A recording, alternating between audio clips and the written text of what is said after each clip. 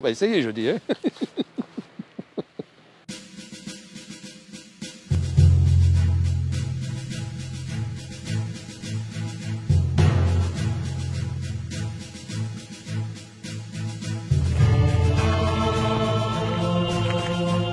Gentes dames, bienvenue au Fort Saint-Elme.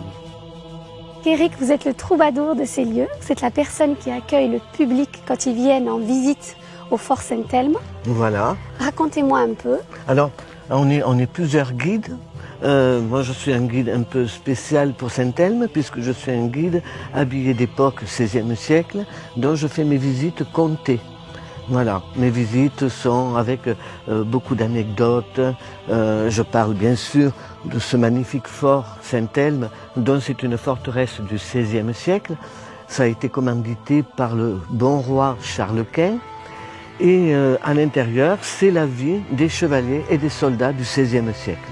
Et c'est aussi un lieu de vie puisque vous accueillez les mariages, vous y célébrez les mariages, vous y célébrez pas mal d'occasions, non? Voilà. Alors, heureuse. Heureuse. Alors, comme je dis souvent, à la fin de mes visites, le fort Saint-Elme était à l'époque une forteresse d'attaque, mais aujourd'hui, c'est devenu une forteresse de plaisir et de loisirs.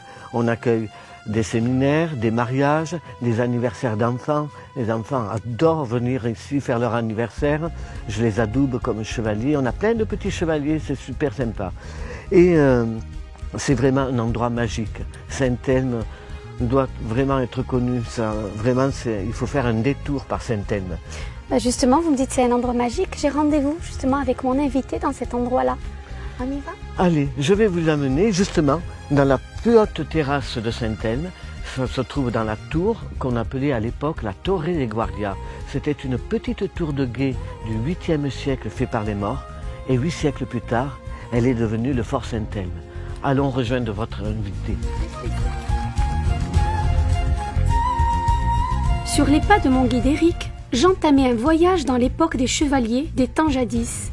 Entre armure, casque et épée, pas moins de 500 pièces de collection sont exposées dans plusieurs salles du fort. Une œuvre en noir et blanc attira particulièrement mon attention. La fresque du Moulin des Frères, découverte en 1997 à Valence, dans un moulin, et qui relate la guerre de 30 ans en Catalogne Nord, ainsi que les différents sièges de la forteresse de Sals. Bien qu'elle soit peinte vers 1660 par un artiste inconnu, la similitude avec les dessins de mon invité est frappante. Le hasard semble avoir sa propre histoire.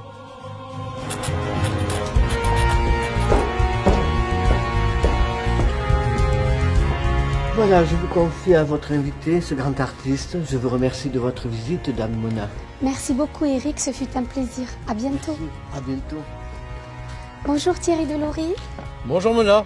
Eh bien toujours à l'œuvre, je vois. Oui, depuis ce matin 9h, voilà. Mais dis donc, magnifique. L'idée, c'est de tracer en fin de compte ce fort du Gommier avec un angle que j'avais jamais fait, de cette altitude-là, cette fameuse tour là du fort Saint-Elme.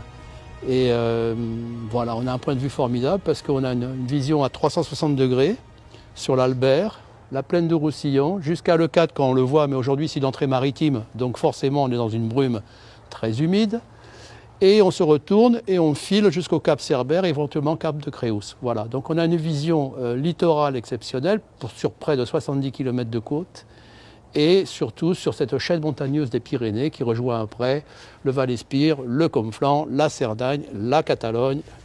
Et voilà. Vous apprenez l'histoire et vous la dessinez, et vous dessinez le lieu, ou c'est en dessinant le lieu que vous apprenez l'histoire? Alors d'abord, je n'ai pas une culture universitaire dans le principe où je ne lis pas avant. Je préfère découvrir effectivement par mes propres yeux, mener une enquête comme ça, simplement en essayant de comprendre par rapport effectivement à ce que je dessine, la structure des choses, le squelette, la proposition paysagère puisque ça a été sculpté au fur et à mesure des siècles, l'évolution par rapport à l'architectonique aussi, puisqu'on a des éléments comme je viens de décrire, on a différentes époques, la couche antique, médiévale, mallorquine, espagnole, française, et même après, on va dire jusqu'au 19e siècle, puisque le fort du Gommier est de la moitié du 19e siècle, donc on voit bien que jusqu'à la guerre franco-espagnole, En fait, dessiner, c'est raconter une histoire. Voilà, déjà l'histoire et une histoire. Donc, en fait, moi, je m'affranchis un petit peu des contre-jours, puisque, voilà, actuellement, je suis en contre-jour. Nous sommes à une lumière de 11 h du matin, mais je le fais quand même. Je peux aller deviner ce qui se passe derrière les nuages. Donc, c'est une réinvention. De toute façon, le dessin, c'est l'interprétation, une réinvention. Et ma force de proposition, c'est justement de mettre en exergue ce qui est important à mes yeux pour comprendre le sujet, ou les sujets, la complexité aussi, puisque je fais des fois des dessins à 360 degrés,